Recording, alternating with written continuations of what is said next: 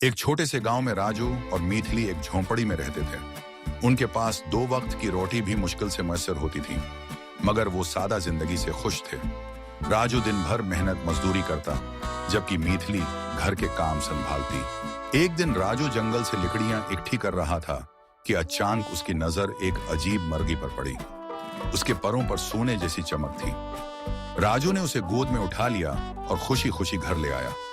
मीथली ने मुर्गी को देखकर कहा, वाह, क्या खूबसूरत मुर्गी है।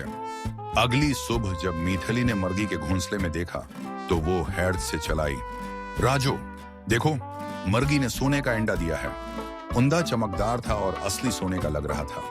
राजू ने उसे बाजार में बेचकर घर की जरूरियात पूरी की। अब हर रोज मुर्गी एक सुनहरी अंडा देती। कुछ ही अरसे में राजू और मीथली अमीर हो गए। उन्होंने नए कपड़े, जेवरात और एक बड़ा घर खरीद लिया, लेकिन दौलत ने उनके दिल में लालच पैदा कर दिया। एक रात मीथली ने कहा, अगर मुर्गी रोजाना एक अंडा दे सकती है तो उसके पेट में जरूर सोने का खजाना होगा। क्यों ना हम उसे काट कर तमाम सोना निकाल लें। राजू भी लालच में आ गया और उसने छुरी उठा ली।